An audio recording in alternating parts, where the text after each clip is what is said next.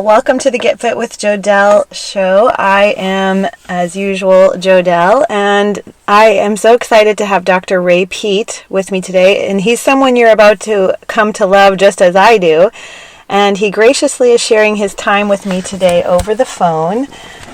You will be amazed at the knowledge that he is about to drop, I'm sure, the laundry list of credentials this man holds, as well as just his passion for helping people. Well, let's just say it's more than you or I could ever dream of holding. So Dr. Peat has a PhD in biology from the University of Oregon, specializing in physiology. He has taught at the University of Oregon, Urbana College, Montana State University, National College of Naturopathic Medicine, the Universidad Veracruzana, and the Universidad Autonoma del Estado de Mexico. So hopefully I pronounced those right, and Blake College as well. And over the years has worked with many private clients with nutritional counseling. And he started his research in 1968, so long before any of us so-called nutrition nerds who make videos on YouTube, myself included, were even born, mainly regarding progesterone and the hormones closely related to it as protectors of the body's structure and energy against harmful effects of estrogen, radiation, stress, and lack of oxygen. I'm not done yet. He also is an editor and writer of his famous newsletter he puts out, as well as the author for some fantastic quick reads when you have a moment, one of which is my favorite, Nutrition for Wisdom. He's also an artist, and some of his artwork, as well as his amazing blog posts, can be seen at raypeat.com. So, Dr. Peat, I'm so excited to speak with you today. How are you doing? Very good. Thank you. Oh, good.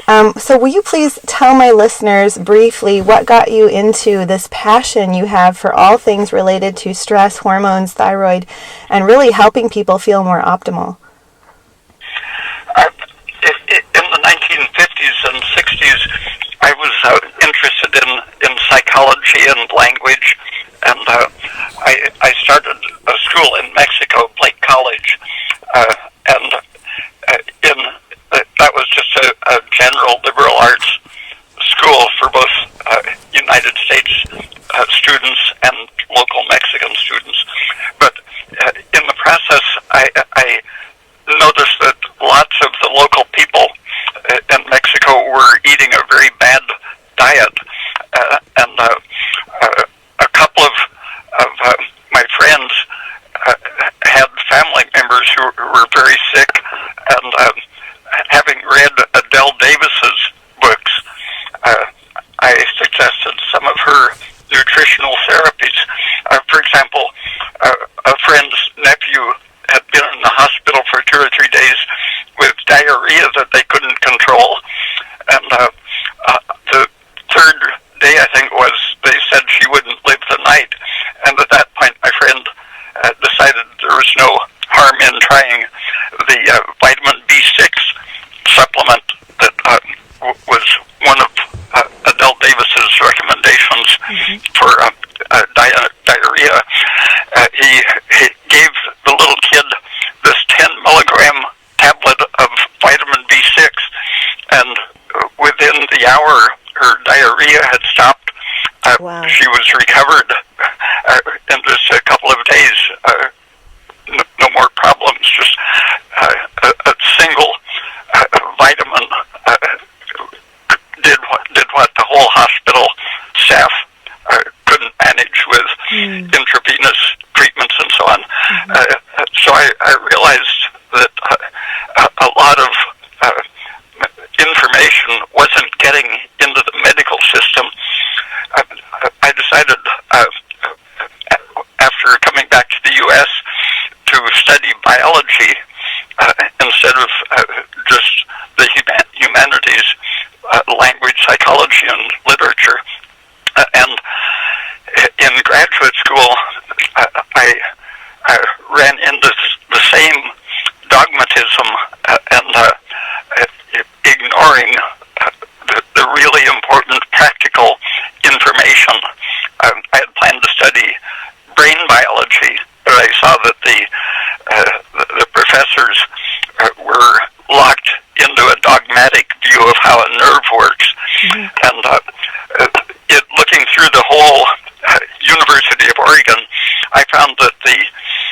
reproductive physiology department was actually doing open research trying to discover what causes the infertility of aging, and what the real factors in fertility and maintaining pregnancy are.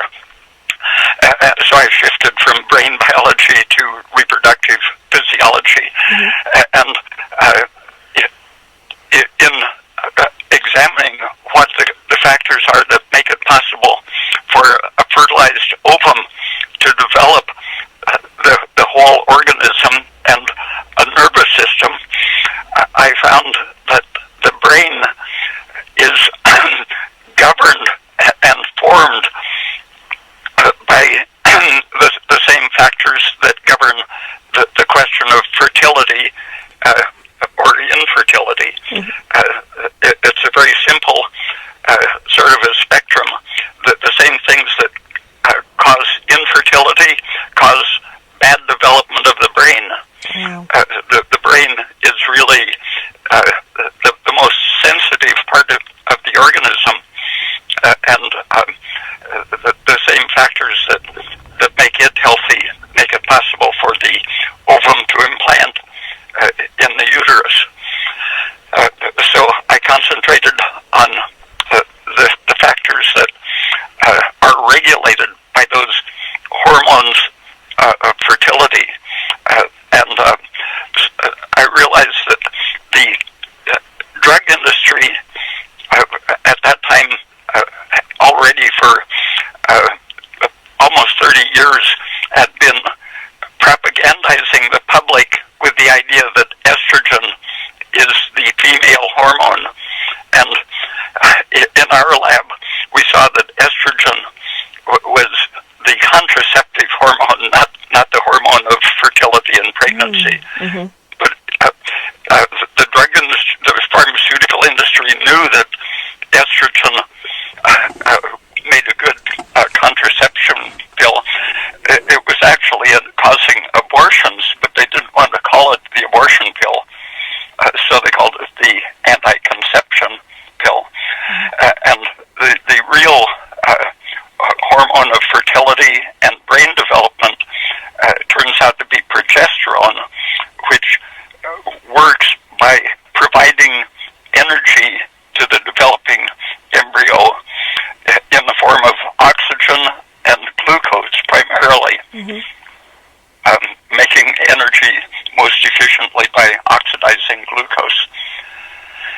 And estrogen is just one of the factors that interrupts that process. Estrogen creates a local sort of inflammation in the uterus, a kind of wound that will allow the ovum to be embedded in the tissue. But if the estrogen stays dominant, it kills the ovum. So the function of progesterone is to knock the estrogen out of the tissue and shift that wound physiology or local stress inflammatory physiology into a supportive, oxidative, sugar-rich environment. Wow, it's not at all what we've been taught. You know, even from a young age, I was always taught the importance of estrogen, but now we can clearly see, based on what you're saying, that it is like propaganda, what you mentioned. So a lot of your work is done around these specific hormones like progesterone, but also the reason I really got interested in your work is because you talk so much about stress and how it affects our system. And I mean, would you say that stress is really the driving factor behind most disease and that it contributes to the rise in estrogen? The way I define stress, I would say that it is the factor in all disease. Oh, wow. If you define it as a mismatch between organism and environment, then even the so-called genetic diseases are, for example, if you have sickle cell anemia in your genes, it happens that in Africa that's a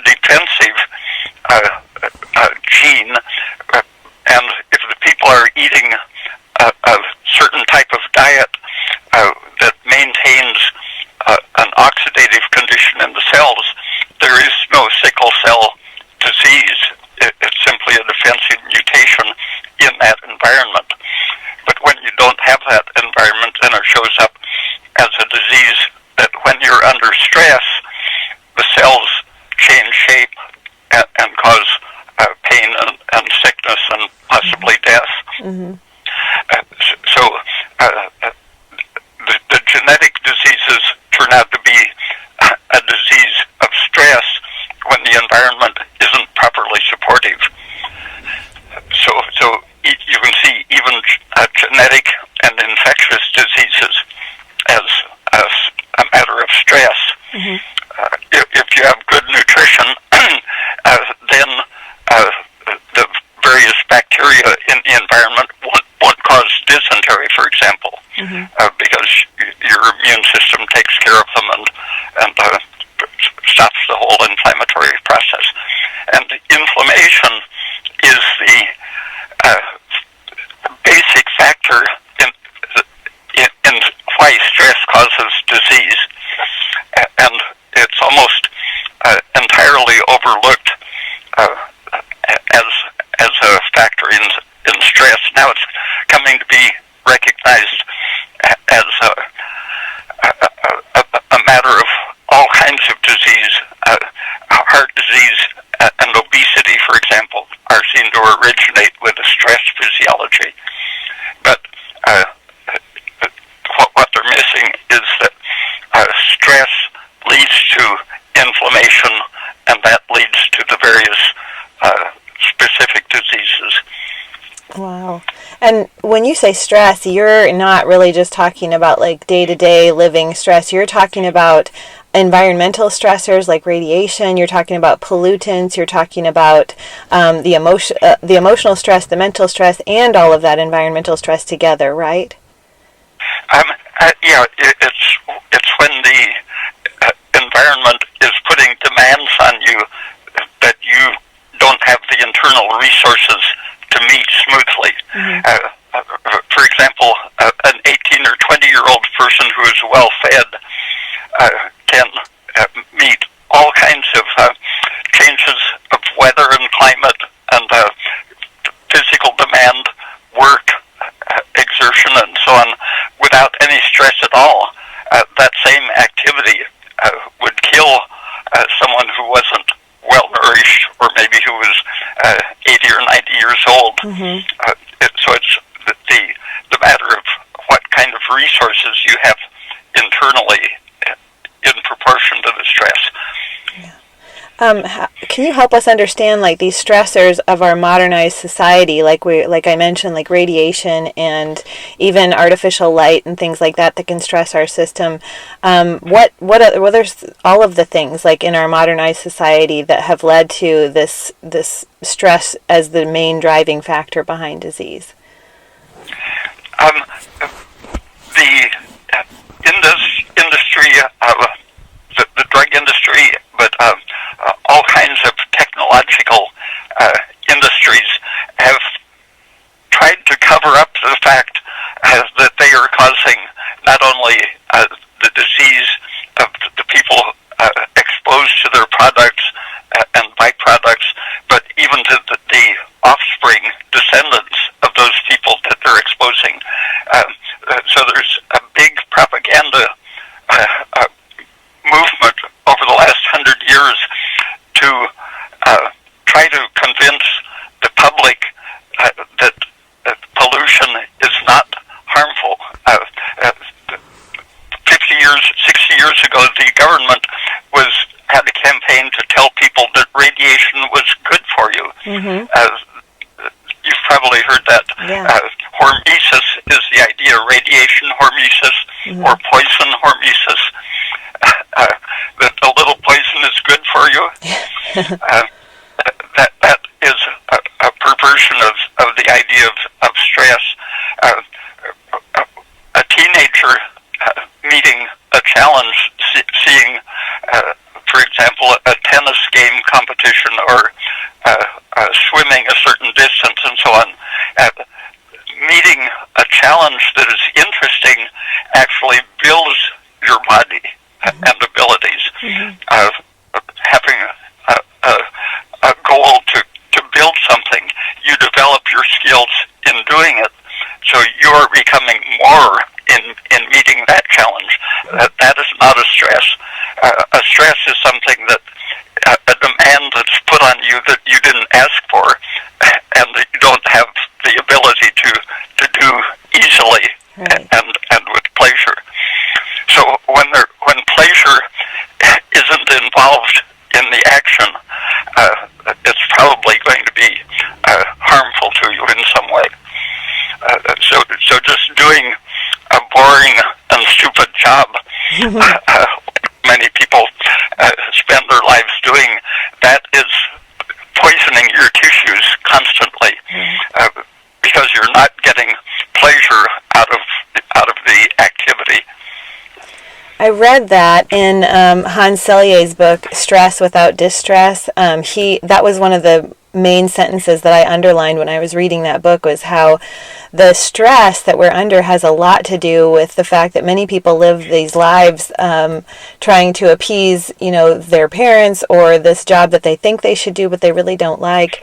And at the end of their life, they're left frustrated and more stressed than ever, and they usually die of disease because of the chronic day in and day out life of something they didn't choose and they didn't want to live, and it was miserable existence and they didn't serve a purpose. So, I don't think people think about how that is a stressor too, just doing a job that you don't love.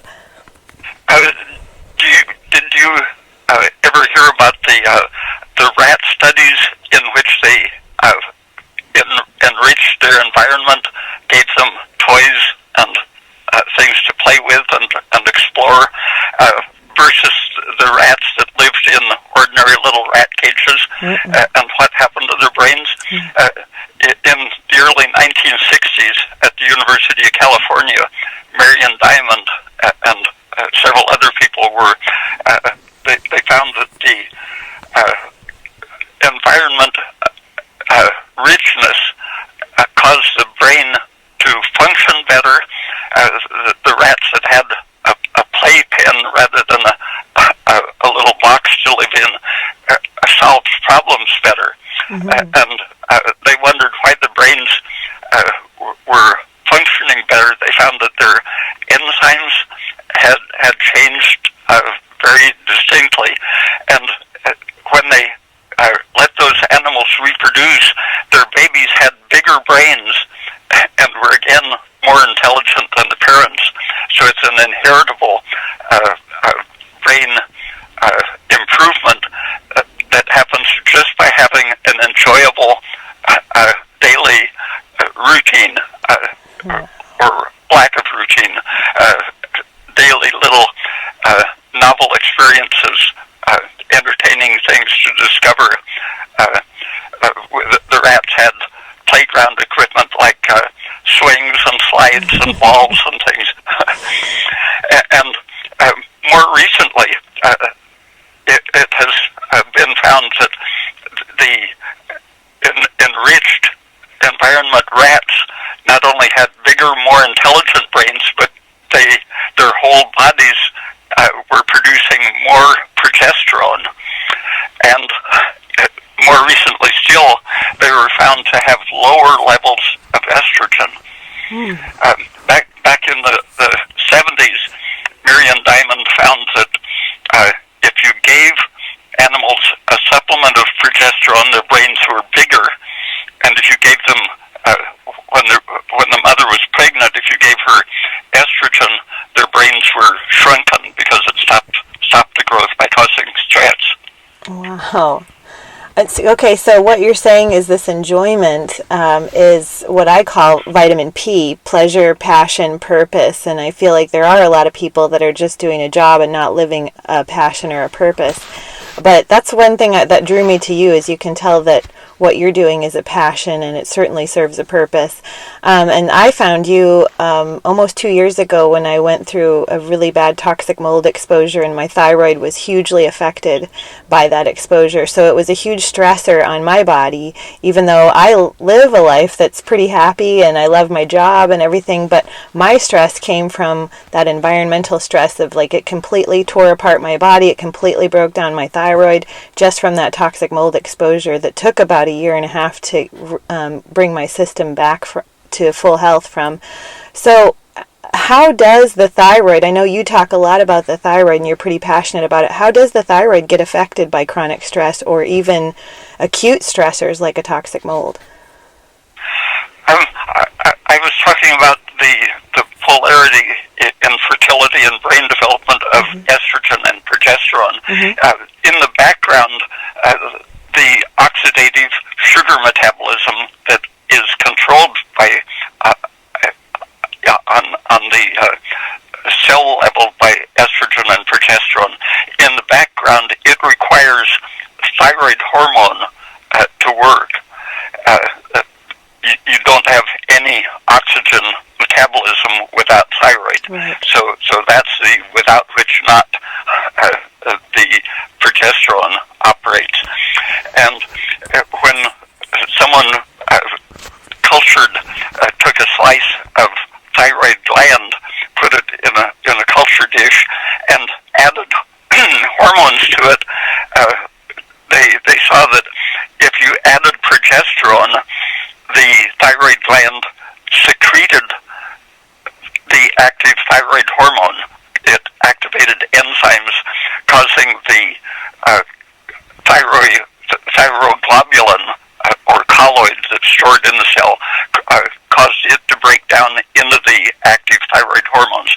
And when they added estrogen to the culture dish, it blocked those enzymes and stopped the secretion, but it allowed the cells to go on synthesizing the thyroglobulin without being able to produce the hormone. So that single experiment explained why girls in their teens and women around menopause so often have a swollen thyroid gland. Those are the times when estrogen has the risk of becoming dominant. If you're under stress, you can't produce enough progesterone, and in that condition, the thyroid gland keeps producing the colloid or globulin, but it can't convert it into the active hormone, and so your pituitary keeps driving the gland harder, trying to make it produce hormone, and all it does is make the gland swell up. And so many women have had their thyroid gland destroyed either with surgery or radiation when all they needed was something to either lower the estrogen or give them a progesterone supplement. Wow, that's yeah. I was just amazed at how like my thyroid being damaged led to things like I had never had cellulite before, and in 3 months' time of an exposure to mold, the back of my legs went from completely smooth to completely cellulite ridden. What was the mechanism behind that? Well, when your thyroid isn't adequate, regardless of how much estrogen is in your tissue, your cells act as if they are under the influence of estrogen.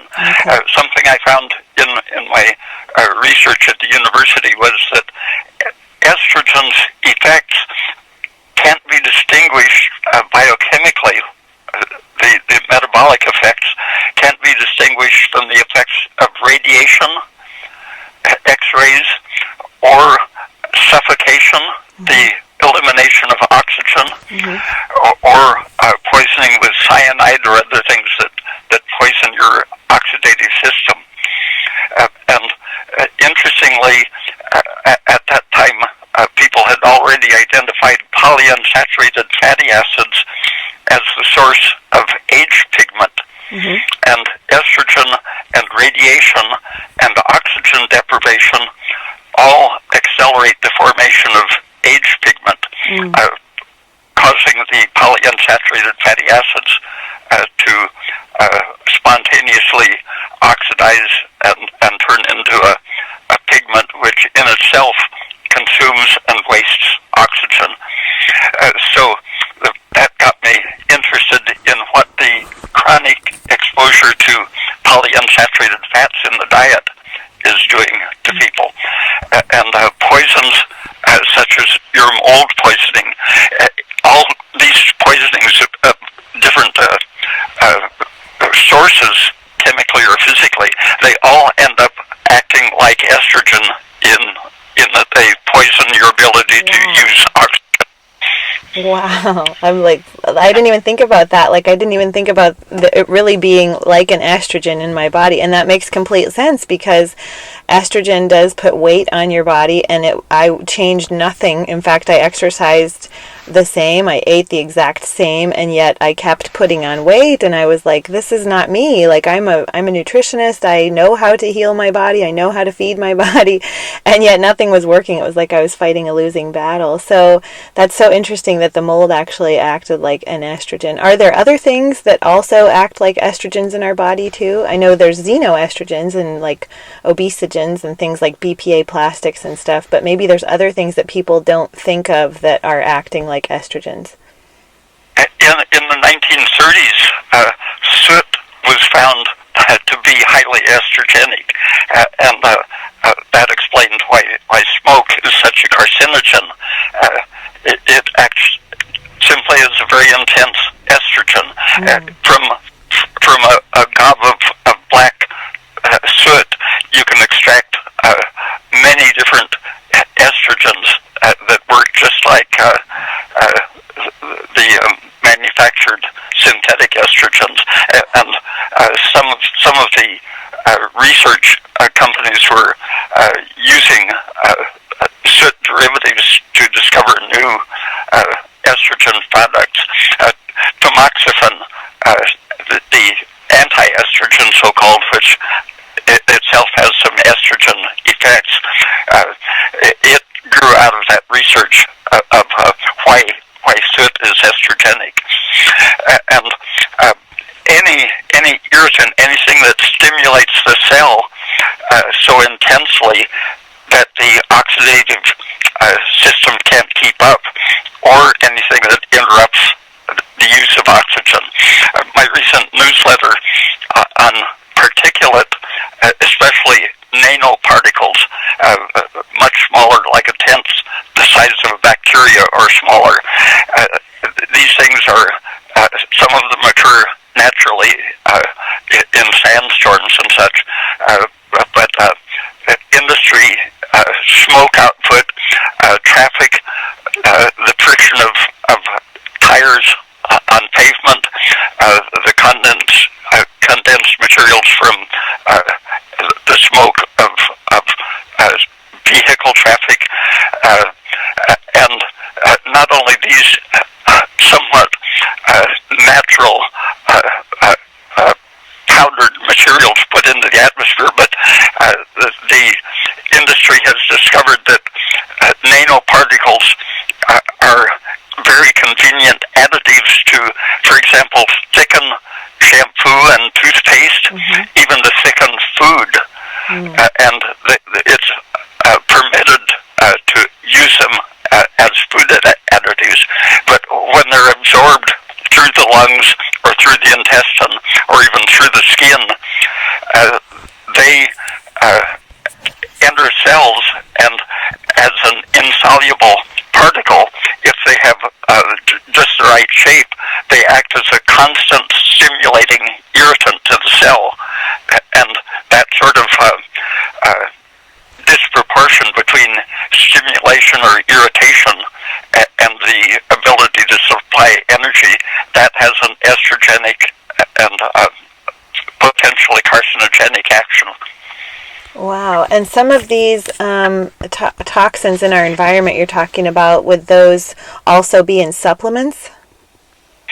Oh, that's the horrifying thing, that some of the titanium dioxide and silicon dioxide, some of it is larger particles which are not so toxic, but still not safe. But these, even though they think they're putting in a larger granular material, these very often contain the nanoparticles that are extremely toxic. And if you look at ingredients of vitamins, minerals, all kinds of supplements and drugs, you very often see one or the other or both titanium dioxide and silica. Yeah, something to watch out for sure. So that's why I really like Georgie's supplements, the Idea Labs, because he uses ingredients that are none of those contain any sort of silica or anything that's really potentially harmful. So I appreciate his stuff, and I know that you probably do as well. An example of what the particles are known to do for just about 100 years, vaccines have been found to be more active in promoting immunity if they contain aluminum hydroxide, which forms these very tiny particles which activate inflammation. A generalized inflammation produced by those particles arouses your body to become immune to whatever germ antigen happens to be present at the same time. So the medical industry has known for 100 years that nanoparticles promote inflammation, but they're very reluctant to acknowledge that we should be taking them out of our food rather than putting them in. Yeah, so there's that stressor again, and then stress is again going to elevate the estrogen as well, and people wonder why we're getting fatter as a nation, so that's interesting too. And talking about that, okay, so let's talk diets. Are there diets out there that are actually estrogenic too? Are there certain diets that are kind of popular these days that could actually be hurting people as far as promoting estrogen versus helping them? Yeah, the polyunsaturated fats are made more active by estrogen, but they in themselves intensify estrogen activity. Even without estrogen, you'll get estrogen-like effects from any free radical injury, for example, but you have this very strong interaction.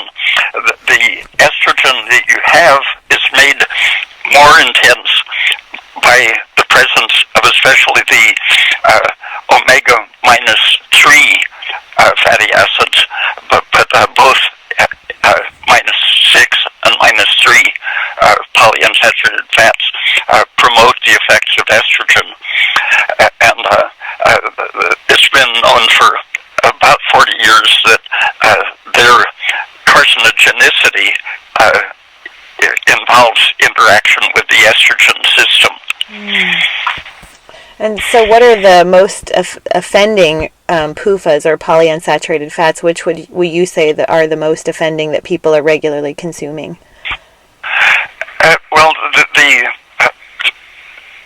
around 1950, the food industry had a lot of cottonseed oil that otherwise would have been wasted because it was no longer needed for the paint industry when petroleum chemistry started producing paint bases. So the seed oils were turned into an American basic food material in the 1950s to dispose of industrial waste, really. But it became a big industry telling people that they were essential nutrients, and not only essential, but they were somehow to be therapeutic, preventing heart disease. So they called it the heart protective diet, high in the omega-6 fatty acids. But a big study with veterans found that not only cancer, but heart disease itself was increased by eating the so-called heart protective diet with the so-called essential fatty acids. That was the turning point where people started turning against the N-6 fats as the essential fatty acids and turning towards the N-3 characterized by fish oil, for example, but produced by algae. Since about 1970, there has been recognition that the soy oil, cottonseed oil, safflower seed oil, canola, all of the N-6 rich oils are carcinogenic and cause heart disease and all other degenerative diseases. But the industry, for example, the fish industry had a lot of polluting waste. The Environmental Protection Agency criticized, said they had to do something to stop polluting the bays and surrounding landfills with their fish waste. That was about the time fish oil was discovered to be a health food. There is one advantage the -3 oils have over the -6 oils, is that they are extremely unstable and they block the effects of the N-6 as far as producing pro-inflammatory prostaglandins goes. So you do get an anti-inflammatory effect for the first few months from fish oil, because it interferes, poisons the enzymes that make the prostaglandins that produce inflammation. But the extreme oxidative instability of the N-3 oils means that, for example, acrolein, it's one of the toxic byproducts of various food preparation processes, but it's the worst breakdown product of the fish oil category, or N-3 fatty acids. And there are several others that the breakdown products that are reactive aldehydes, hydroxynonenal, and several others come both from the N-6 and the N-3 fatty acids. And acrolein, for example, is known to poison sperm cells and oocytes. The development of the ovum is impaired, tending to increase the risk of birth defects, both in men and women. The acrolein and related breakdown products of the polyunsaturated fats are poisoning the next generation, as well as the person who is accumulating them. And in the growth process, the placenta is a thoroughly powerful filter against anything toxic getting into the developing embryo. The energy that provides the growth of the embryo is primarily glucose, and so a slightly diabetic mother is tending to accelerate the growth of the embryo, because glucose is the main growth energy. But if you give the mother supplements of fish oil, some of this, enough of it gets through the barrier of the placenta to slow the development, cause a reduced birth weight and reduced brain function. Despite the evidence going back more than 40 years in animal studies showing this toxic effect on the developing brain, they're still adding it to a baby formula and promoting it as a brain growth factor rather than a brain poison. When a baby is born, a healthy baby shows signs of being deficient in the polyunsaturated fatty acids, and that's taken as opportunity to sell fish oil for baby food. But as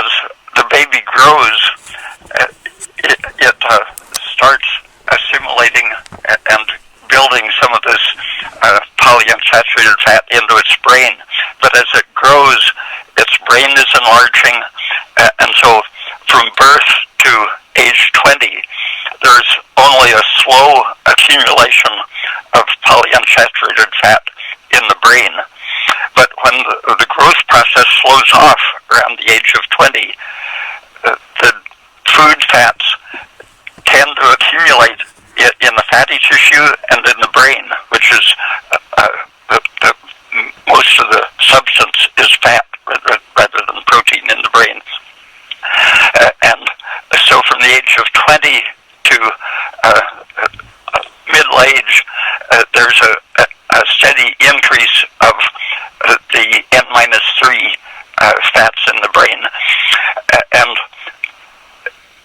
in proportion to the amount of PUFA in the brain, especially N-3, the metabolic rate, the oxidative metabolism, slows down.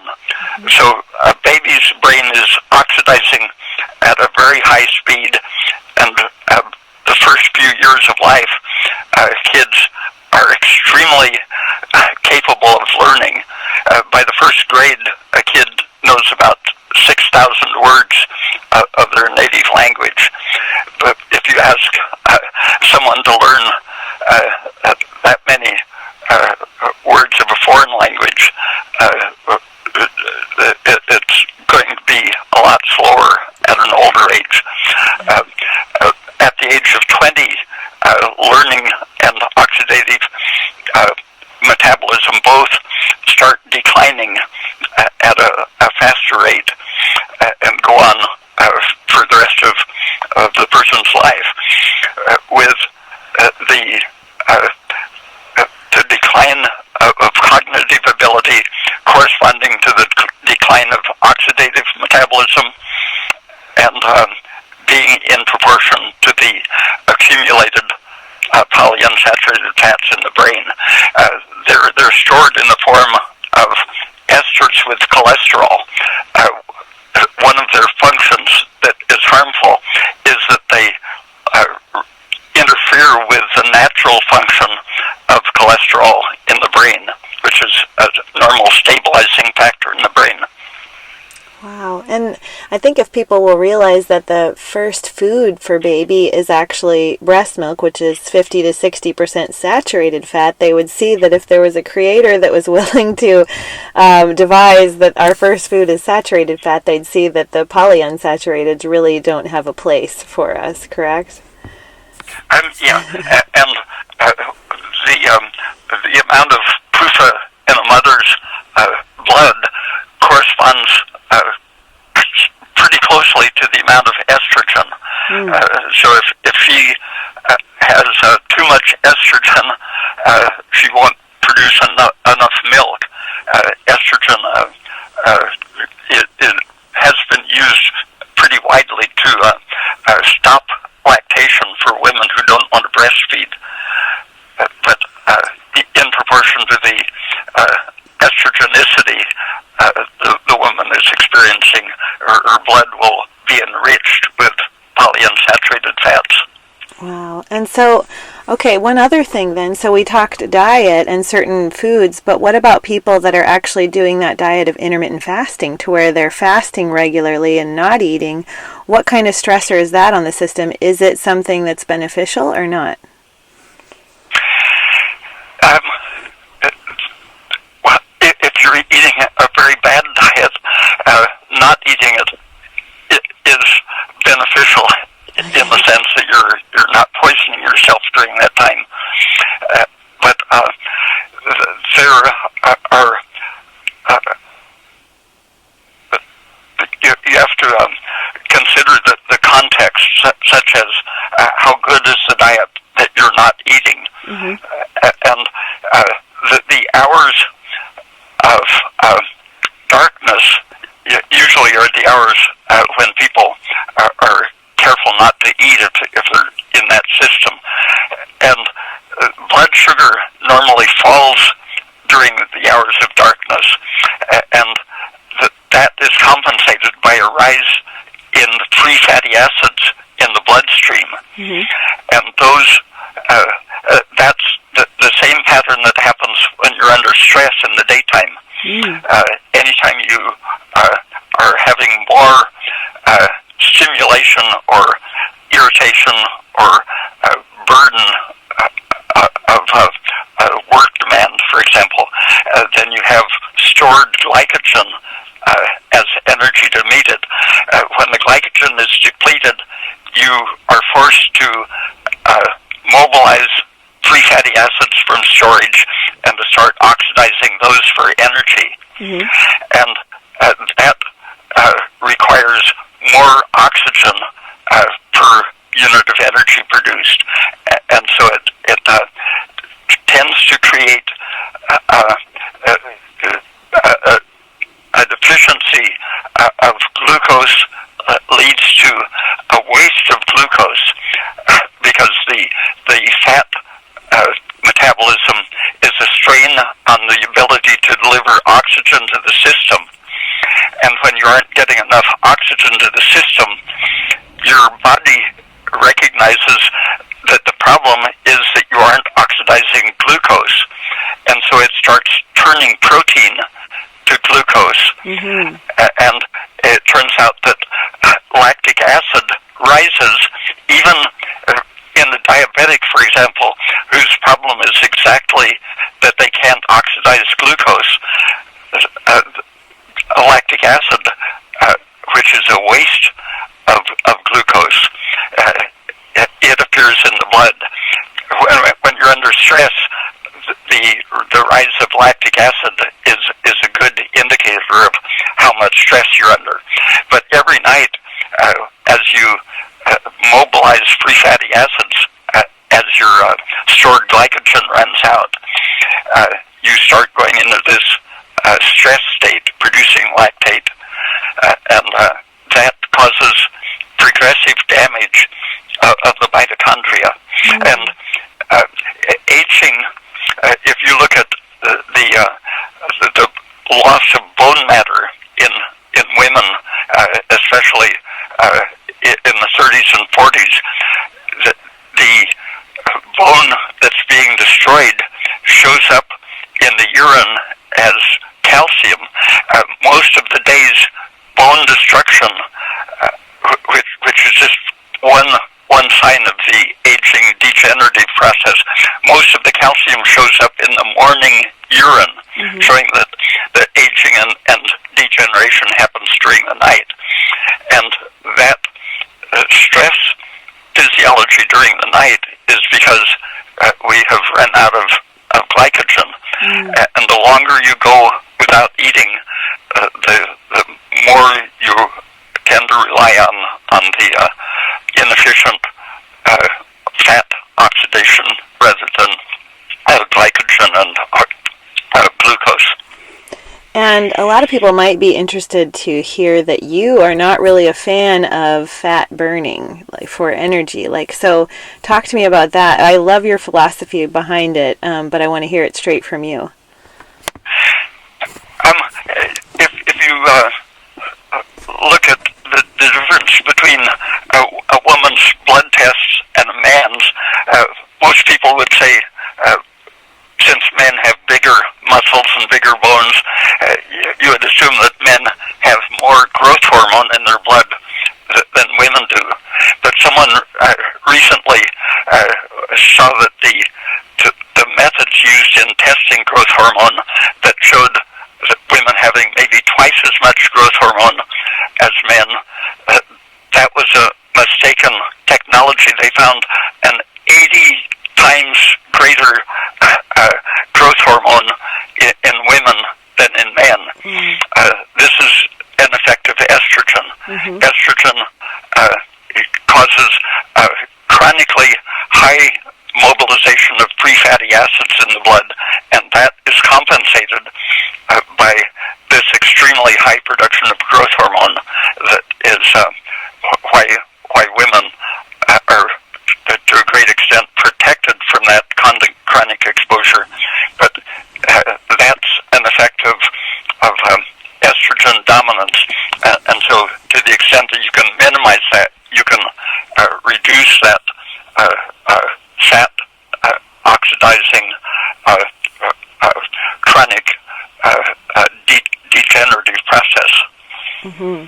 And so in that manner, you're more of a fan of the glucose system. So you actually advocate for people taking in things that will build their glycogen and consuming carbohydrates, because carbohydrates make carbon dioxide in our body. And can you tell us, these are maybe some ways we can start mitigating some of the stress, and maybe how many people have been on these low carb diets that have kind of become part of the problem, and maybe what they could do to mitigate some of the stress? And maybe it starts with having some forms of sugar, yes? Yes. At the end of the 19th century, first a doctor in Paris and then one in England cured several of their patients by feeding them as much sugar as they desired. The traditional method, they saw patients wasting away with diabetes and craving sugar. They called it the sugar disease, and so they would lock away the sugar and feed them fat and meat, and they wouldn't assimilate it properly, and they would die. And these two doctors found that feeding them as much sugar as they craved, which would be about 12 ounces a day of highly refined pure sugar just added to a regular diet, cured their patients. And if you look at the function of the beta cells in the pancreas that make insulin, free fatty acids kill those cells, and the free fatty acids are mobilized when you aren't having either sugar in the blood or the ability to oxidize the sugar. So the presence of free fatty acids is constantly killing the beta cells, which are constantly regenerating as far as there is glucose available. But glucose is a factor which supports the regeneration and differentiation of new insulin-producing cells. And so what the French and English doctors 140 years ago discovered was that the function, all of their normal sugar-regulating functions came back when they interrupted that destructive process of what happens when you're craving sugar because you are using it inefficiently. I'm just so happy to hear you say that, because it's so common sense if people will think about it, since every cell of our body requires, and especially the brain, runs off of glucose. That's its preferred fuel. But the mainstream now you're hearing is keto and low carb and all of that, and yet the people that are coming to me off of keto and low carb are saying, I'm exhausted, I don't feel well, I can't handle stress, I can't work out anymore, I love eating low carb, but I don't know if it's working for me anymore. What would you say to that? The brain and muscles, as well as the liver, have to store glycogen to work. And if you're forced to make glucose to put back into those stores, you're doing it at the expense of some part of your body. Turning muscle tissue into glucose, for example, will keep you alive, but it's degrading all of your functional tissues to use them to make glycogen. And without glycogen, your brain, basically it's what happens when a person is deprived of sleep.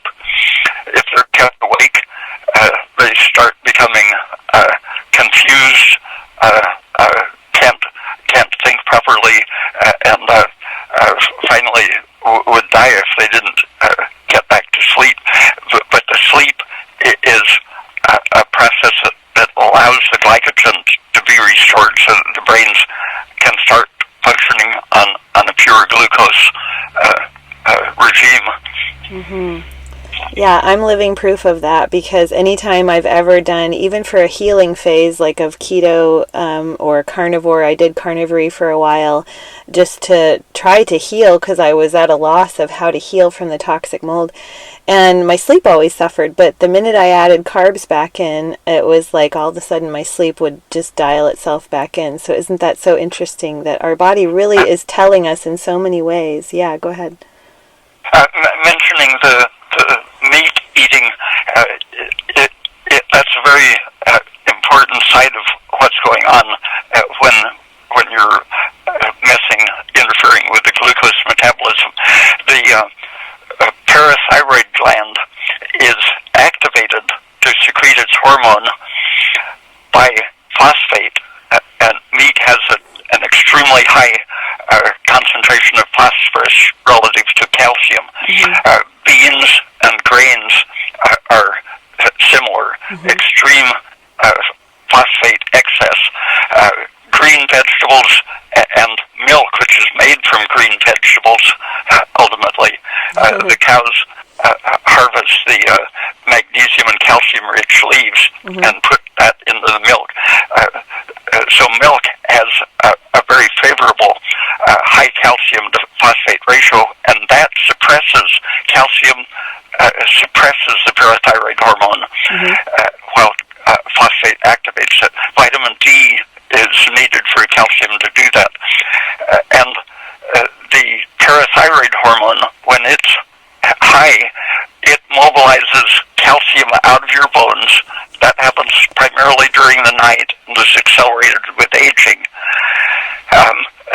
The action of taking calcium out of your bones happens to put it into the soft tissues, into your muscles, blood vessels, heart, brain, everything. All the soft tissues tend to calcify as your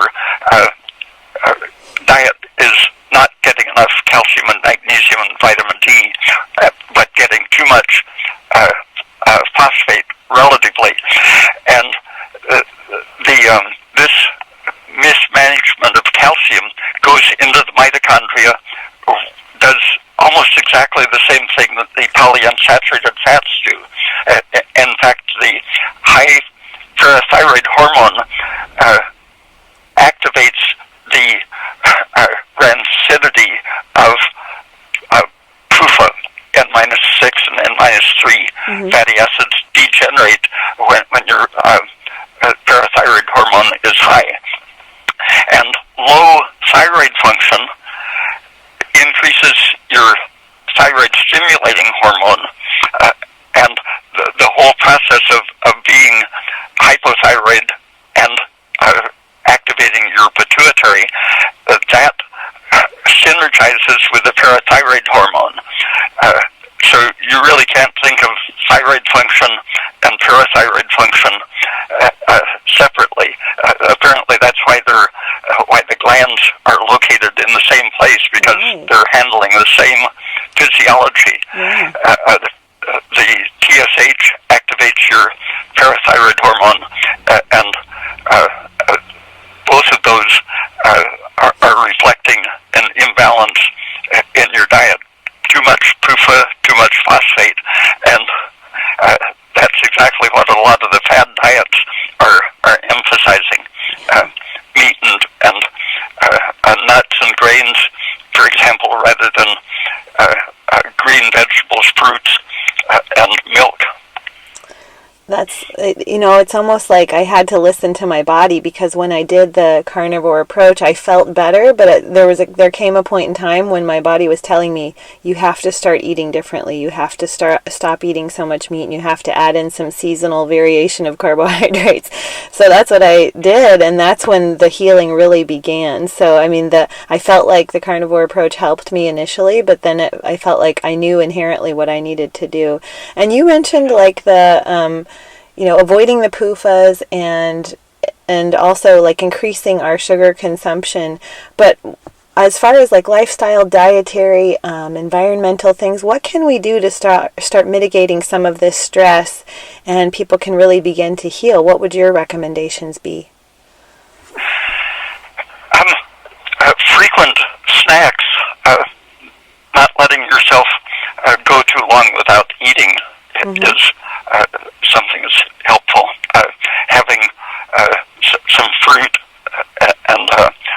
milk or cheese at hand, so you don't get too hungry. Mm-hmm. But getting enough sunlight is helpful. The long waves, the red and orange waves that penetrate right through your tissues, reduce the free radicals that are produced by PUFA and too much phosphate and so on. And the ultraviolet makes the vitamin D that helps you handle sugar and calcium. Yes, and what about like lifestyle strategies? What do you recommend for people as far as mitigating the stress lifestyle-wise? The most important thing is to figure out what is important in your life and work towards doing what you really think is important, and considering the necessities, the horrible work that you might have to do, consider that as only a stepping stone to doing something more sane and productive. Oh, I love that. Yeah, find beauty appreciation in everything, because even if it's a job that you can't get out of, that you don't love, at least you can know that it's providing for your family, and you can look at it with a positive attitude. So that's really good. If you can have some kind of a perspective in the long range that is meaningful for your life, that can make the stress attached to the immediate things disappear, as long as you're well fed and have the energy to maintain that long range vision. Yeah, for sure. And what about, since you talk about the importance of the thyroid and how important it is, what in order to kind of help our thyroids function more optimally, what would you recommend?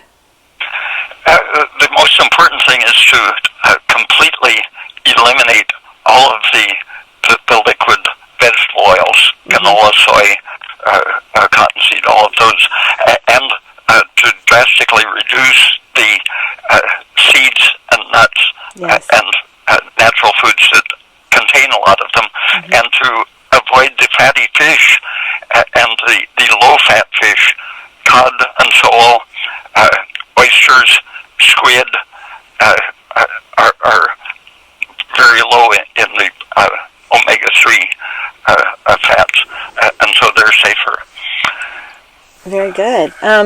Well, I've held you here quite enough time, I guess. We've been a little over an hour, but before I let you go, how can people learn more about you? I know there is even a website that's called the Ray Peat Forum, where there's a lot of people kind of picking up what you're putting down, but I don't know that you're actually there, right? No, I've never participated in that. Okay.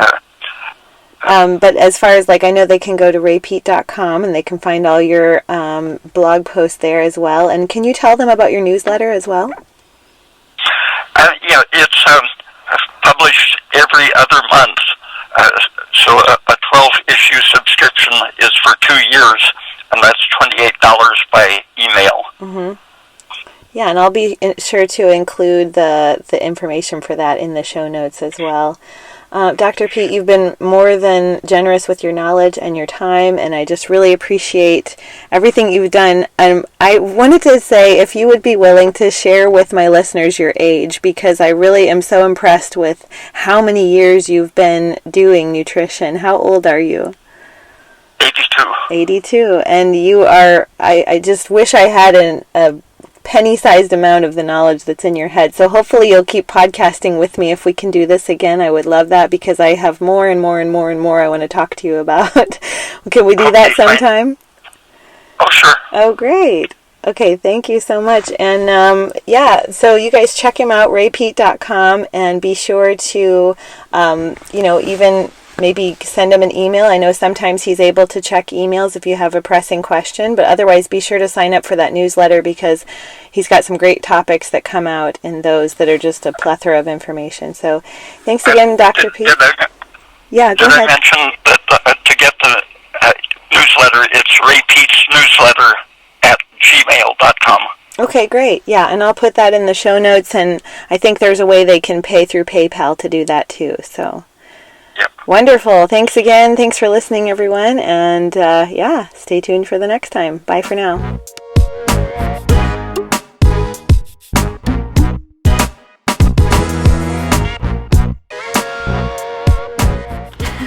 F-Bomb Keto Crunch, and my toddler loves these. So these are little cheese crisps, and they're made from dairy that's without growth hormone, no artificial flavors, no gluten, and they're a nice healthy fat, so it's pretty cool.